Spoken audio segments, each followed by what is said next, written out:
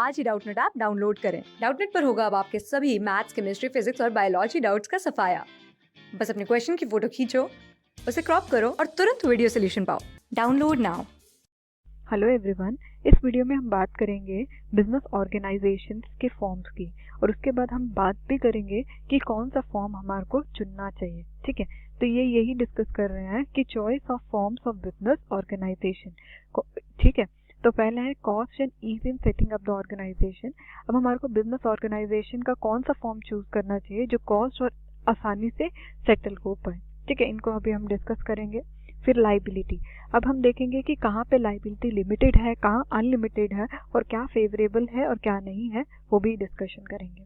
फिर कंटिन्यूटी पे बात आ जाती है। अगर हम एग्जांपल ले लें सोल प्रोप्राइटर का, तो उसमें देखते हैं कि एक ही मेंबर होता है और अगर उसकी डेथ हो जाती है या वो इंसॉल्वेंट हो जाता है तो बिजनेस एंड हो जाता है, तो कंटिन्यूटी अफेक्ट कर लेती है। तो हमारे को क्या कौन सी फॉर्म ऑफ चॉइस लेनी चाहिए बिजनेस की, ऑर्गेनाइजेशन की, ताकि हमारा जो बिजनेस है वो कंटिन्यू रहे। तो इसके बारे में डिस्कशन होगी।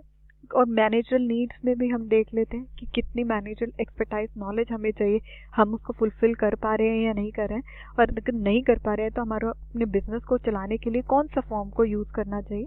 ठीक है, फिर आ जाता है कैपिटल कंसिडरेशन। हमारे कैपिटल के अकॉर्डिंग हमारे बिजनेस को चलाना है, तो उसी के अकॉर्डिंग हमारे को अपने बिजनेस की ऑर्गेनाइजेशन की फॉर्म को भी डिसाइड करना पड़ता है।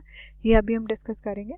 फिर आ जाता है कंट्रोल और लास्ट में है नेचर ऑफ बिजनेस। हमारा बिजनेस किस टाइप का है और इस वजह से लास्ट में हमारे को ये बता दिया जाता है कि इस फॉर्म को अगर हम चूज करते हैं तो हमारा बिजनेस ज़्यादा प्रॉस्पर होगा।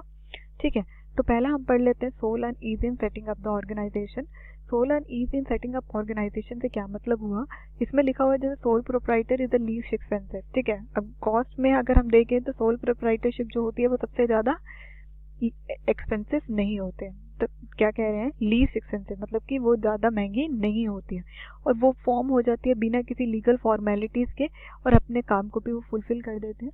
ठीक है, तो यहाँ पे यही लिखा हुआ है सोल प्रोप्राइटरशिप होती है लीस्ट एक्सपेंसिव होती है और वो फॉर्म हो जाती है बिना किसी कानूनी फॉर्मेलिटीज़ के ज़्यादा। ठीक है, और फॉर्मेशन ऑफ, अगर हम कंपनी को देख लें, फॉर्मेशन ऑफ द कंपनी, तो वो ज़्यादा महंगी होती है, एक्सपेंसिव होती है और उसके लिए ज़्यादा कानूनी फॉर्मेलिटीज़ को हमारे को फुलफिल करना पड़ता है, मतलब लॉट ऑफ लीगल फॉर्मेलिटीज़ होती है।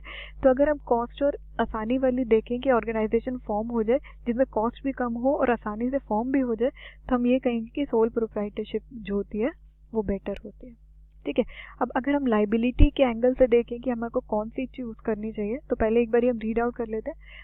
तो लाइबिलिटी ऑफ ओनर जो होती है सोल प्रोप्राइटरशिप में वो अनलिमिटेड होती है और पार्टनरशिप में भी कितनी होती है, पार्टनर्स की अनलिमिटेड होती है। तो अगर हमारे को लाइबिलिटी लिमिटेड चाहिए कि हमारी पर्सनल वेल्थ ना इफेक्ट हो, तो हम कंपनी ऑर्गेनाइजेशन को सिलेक्ट करेंगे। ठीक है, लाइबिलिटी के पॉइंट ऑफ व्यू से अगर हम देखें तो हम कंपनी को करेंगे, क्योंकि अगर हम पार्टनरशिप में भी देख लेते हैं और सोल प्रोप्राइटरशिप में भी देख लेते हैं, दोनों की पार्टनर्स अनलिमिटेड होते हैं, तो इस वजह से हम ये कह सकते हैं कि हमारे को कंपनी को चूज करना चाहिए। ठीक है, अब कंटिन्यूटी फैक्टर भी बहुत इंपॉर्टेंट है कि उस पर भी डिसाइड करेंगे कि हमारे को कौन सी फॉर्म ऑफ बिजनेस को लेना चाहिए। तो अगर हम एक सोल प्रोप्राइटरशिप देखें या पार्टनरशिप फॉर्म को देखें, अगर पार्टनर डेथ हो जाता है, ल्यूनेसी हो जाता है या इंसॉल्वेंट हो जाता है, तो members of business and up. ठीक है, तो सारे मेंबर्स बंद हो जाते हैं।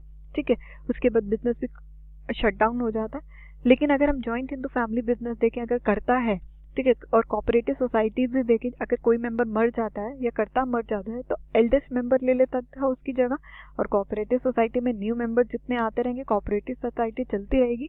और कंपनी भी अगर हम देखें, अगर कंपनी के कोई शेयर होल्डर मर जाता है तो कंपनी दूसरे को शेयर इशू कर देती है, तो कंटिन्यूटी नहीं हटती है।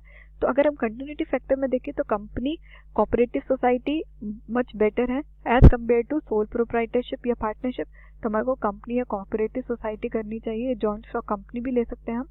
ठीक है, उसके बाद है इन सोल प्रोप्राइटरशिप और जॉइंट हिंदू फैमिली में अगर हम देखें तो हम ये देखते हैं कि अगर जितनी सोल प्रोप्राइटरशिप के पास कैपिटल है, ये जॉइंट हिंदू फैमिली बिजनेस में अगर हम देखें जितनी एंसेस्ट्रल प्रॉपर्टी है, मतलब कि पुश्तैनी ज़मीनें हैं, और उतने ही उनके पास कैपिटल होती है। तो हमेशा वो देखते हैं कि कैपिटल जो होती है ना, वो ज़्यादातर लैक हो जाती है, मतलब कि कमी हो जाती है कैपिटल की, और इस वजह से एक्सपेंशन नहीं होता। तो यहाँ पे मैनेजरल नीड्स में और उसके साथ के साथ अगर हम मैनेजरल नीड्स में देखते हैं तो ये देख लेते हैं कि हम एक्सपर्ट ओपिनियन नहीं ले पाते क्योंकि हम उनको अफोर्ड नहीं कर पाते। ठीक है। तो यहाँ पे यही चीज दे रखी है कि in sole proprietorship and joint Hindu family business expert opinion is not affordable, तो हम अफोर्ड नहीं कर पाते। लेकिन अगर कंपनी के देखें तो कंपनी तो अफोर्ड कर सकती है ना एक्सपर्ट मैनेजमेंट को, हाँ कर सकते हैं। तो अगर हमारे को चूज करना चाहिए तो हम क्या करेंगे, company is better to choose. Okay, अब फिफ्थ पॉइंट में अगर हम देखें कैपिटल कंसिडरेशन, अब हमारे क्या डिपेंड है फॉर्म ऑफ बिजनेस कि हमारी कैपिटल कितनी है। ठीक है, तो business activities require huge investment. ठीक है, फाइनेंशियल रिसोर्सेज उनको चाहिए होते हैं बिजनेस एक्टिविटीज को, चाहिए या नहीं चाहिए, चाहिए ना। तो कंपनी प्रेफर करते हैं क्योंकि कंपनी के पास बहुत सारे शेयर होते हैं और शेयर होल्डर्स होते हैं, तो वो इन्वेस्ट करते हैं कंपनी के शेयर के थ्रू, तो कैपिटल ज़्यादा इंक्रीज हो जाती है। ठीक है, तो business activity require huge financial resources while company. ठीक है, अगर हम कंपनी में देखें, अगर हम देखें स्मॉल और मीडियम साइज बिजनेस को, ठीक है, तो हम ये कहेंगे कि पार्टनरशिप या सोल प्रोप्राइटरशिप बेटर है। ठीक है, अब बिजनेस एक्टिविटीज जिनको फाइनेंशियल रिसोर्सेज ज़्यादा चाहिए, ओके, अगर हमारे को इसको कंक्लूड करना है तो हम ये कहेंगे कि अगर हमारे को रिसोर्सेज जो चाहिए वो हाई चाहिए तो हम किसको करेंगे, कंपनी को चूज करेंगे। ठीक है, और अगर हमारे को रिसोर्सेज कम चाहिए या हम स्मॉल स्केल हैं, ठीक है, स्मॉल स्केल प्रोड्यूसर्स हैं या मिडल मैन बिजनेसमैन हैं, तो अगर हम देखें तो हमारे को सोल प्रोप्राइटरशिप बेटर है, ओके, और या पार्टनरशिप बेटर है। तो यहाँ पे यही चीज़ दे रखा है कि business activity require huge investment, अगर ज़्यादा इन्वेस्टमेंट चाहिए तो कंपनी बेटर है, और अगर स्मॉल या मीडियम साइज बिजनेस है हमारा तो हमारे को पार्टनरशिप भी प्रेफर होगा या सोल प्रोप्राइटरशिप भी प्रेफर हो सकता है। होप आपको फिफ्थ पॉइंट अच्छे से क्लियर हो गया। अब हम देख लेते हैं सिक्स पॉइंट जो कंट्रोल पे डिस्कस कर रहा है। ठीक है, अब कंट्रोल में क्या दे रखा है कि for control and direct decision, क्या मतलब अगर कंट्रोल देखना है और डायरेक्ट डिसीजन हो तो सोल प्रोप्राइटरशिप इज लाइक्ड। क्या मतलब कि अगर कंट्रोल डायरेक्ट है, हमारे को किसी की इंटरवेंशन नहीं चाहिए, हम जो डिसीजन ले रहे हैं उसी को फुलफिल करना है, तो हम ये देखेंगे कि सोल प्रोप्राइटरशिप से तो अच्छा कोई फॉर्म हो ही नहीं सकता। लेकिन हम ये देख रहे हैं कि हम जो कंट्रोल है वो भी शेयर हो जाए तो हम कंपनी को प्रेफर करेंगे। ठीक है, क्योंकि कंट्रोल अगर शेयर हो जाएगी तो कंपनी की हिरार्की सिस्टम होता है, मिडल मैन, ठीक है, लोअर लेवल, फिर जैसे कि होता है top level, middle level, lower level, तो कंट्रोल बढ़ जाता है, शेयर्ड हो जाता है। अगर हमारे को कंट्रोल को शेयर करना है तो हम कंपनी प्रेफर करेंगे, लेकिन अगर हमारे को कंट्रोल में इंटरफेरेंस नहीं चाहिए, हमारे को अपने बिजनेस को हमारे तरीके से चलाना है, तो हम सोल प्रोप्राइटरशिप बिजनेस को ही लाइक करेंगे। ठीक है, अब सेवेंथ पॉइंट आ जाता है nature of business, very very important. ठीक है, नेचर ऑफ बिजनेस में क्या है, if the work is require personal attention it is generally set up as sole proprietorship. क्या मतलब हुआ, अगर हमारे को बिजनेस को पर्सनल अटेंशन देना है, हमारे को अपने अटेंशन देना है बिजनेस को आगे बढ़ाने के लिए, क्योंकि for example like bakery shop, ठीक है, पर्सनल अटेंशन चाहिए, हमारे को केक को बनाना है, ठीक है, तो पर्सनल अटेंशन के लिए हमारे को सोल प्रोप्राइटरशिप भी चलेगा। ठीक है, फिर आ जाता है units engage in large scale manufacturing और more likely to be organize, company form या पार्टनरशिप फॉर्म चाहिए। फॉर एग्जाम्पल अगर इसका एग्जाम्पल ले लें, जैसे कि बिस्किट कंपनी है फॉर एग्जांपल, ठीक है, बिस्किट कंपनी जैसे कि हम ले लेते हैं पार्ले जी, ठीक है, पार्ले जी ये सोल प्रोप्राइटर है, ये लार्ज कंपनी है ना, क्यों, क्योंकि उसको बहुत ज़्यादा ऑर्गेनाइज्ड फॉर्म है, उसके बिस्किट बहुत तरीके से आते हैं, बहुत टाइप्स के आते हैं और इस वजह से मैनेज करना पड़ता है, तो वो क्या करेगा, कंपनी फॉर्म करेगा। ठीक है, लेकिन अगर आप शॉप देखें, बेकरी शॉप जो हमारी सोसाइटी में या कह सकते हैं जो छोटी सी दुकानें होती हैं, तो उसके लिए सोल प्रोप्राइटर, क्योंकि उनको अपना ही केक देखना है, टाइप्स ऑफ बिस्किट नहीं है, एक तरीके का ही बिस्किट वो बेच रहे हैं। ठीक है, तो पर्सनल अटेंशन चाहिए तो सोल प्रोप्राइटरशिप चाहिए, और अगर हमारे को ऑर्गेनाइज करना है ये ज़्यादा लार्ज स्केल पे बिजनेस को चलाना है तो हम देखेंगे कि कंपनी फॉर्म ऑफ बिजनेस ज़्यादा अच्छा होता है। लेकिन आगे हम देख लेते हैं factor influencing the choice of form of business organisation. ठीक है, अब इस टेबल में दे रखा है कि फैक्टर जो इन्फ्लुएंस करते हैं चॉइस ऑफ ऑर्गेनाइजेशन में, पहले हमने इसको सबको डिटेल में पढ़ा, अब इस टेबल के थ्रू हम एक लास्ट में कंक्लूडिंग ले लेते हैं। ठीक है, अब फैक्टर्स हैं मोस्ट एडवांटेज या लीस्ट एडवांटेज होती है। ठीक है, अब देखें अवेलेबिलिटी ऑफ कैपिटल, सबसे ज़्यादा एडवांटेज किसको मिलती है, कंपनी को मिलती है, और लीस्ट एडवांटेज किसको मिलती है, सोल प्रोप्राइटर को, क्यों, क्योंकि एक सिंगल ऑनर होता है।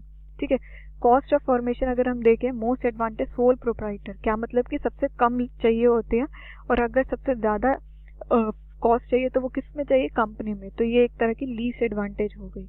Ease of formation ease of formation मतलब आसानी, फॉर्मेशन में सोल प्रोप्राइटर आसानी से हो सकता है, तो ये सबसे ज़्यादा एडवांटेज है। लेकिन कंपनी के लिए वो सबसे ज़्यादा लीस्ट एडवांटेज है, क्योंकि ईजी नहीं होती है company banana. Transfer of ownership company में कर सकते हैं एक्सेप्ट प्राइवेट, और लीस्ट एडवांटेज किस में होते हैं, पार्टनरशिप, क्योंकि हम अपना ओनरशिप ट्रांसफ़र नहीं कर सकते हैं। मैनेजर स्किल अगर हमारे को मोस्ट एडवांटेज में देखें तो कंपनी के पास बहुत ज़्यादा होती है, लेकिन सोल प्रोप्राइटरशिप को देखें तो नहीं होती है, तो इसलिए वो उसकी लीस्ट एडवांटेज होते हैं। ठीक है, रेगुलेशन देखें तो सोल प्रोप्राइटर में कम होते हैं, लेकिन कंपनी में बहुत ज़्यादा होते हैं।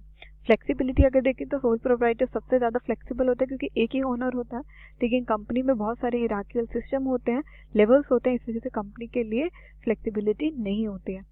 कंटिन्यूटी देखें तो कंपनी के लिए सबसे ज़्यादा बेनिफिट होता है, क्योंकि कंपनी चलती रहती है चाहे मेंबर हो या ना हो। ठीक है, सोल प्रोप्राइटर एक सिंगल ओनर होता है, इसलिए अगर कंटिन्यूटी अफेक्ट हो जाती है, अगर मेंबर ही ना रहे या उसकी डेथ हो जाए, तो ये हो जाता है लीस्ट एडवांटेज। ओके, अब लाइबिलिटी में क्या दे रखा है कि कंपनी को लाइबिलिटी में सबसे ज़्यादा एडवांटेज मिलते हैं। ठीक है, और अगर लीस्ट एडवांटेज अगर हम देखें तो सोल प्रोप्राइटर को, क्योंकि उसकी अनलिमिटेड लाइबिलिटी होती है, तो अगर वो पे नहीं कर पाता है तो उसके पर्सनल वेल्थ से भी अमाउंट पे किया जाता है। Okay, thank you for watching the video. Thank you. Class 6 से 12 से लेके नीट, IIT, जेई मेंस और एडवांस के लेवल तक 10 मिलियन से ज्यादा स्टूडेंट्स का भरोसा। आज ही डाउनलोड करें डाउटनेट ऐप या व्हाट्सएप कीजिए अपने डाउट्स 8400 400 400 पर।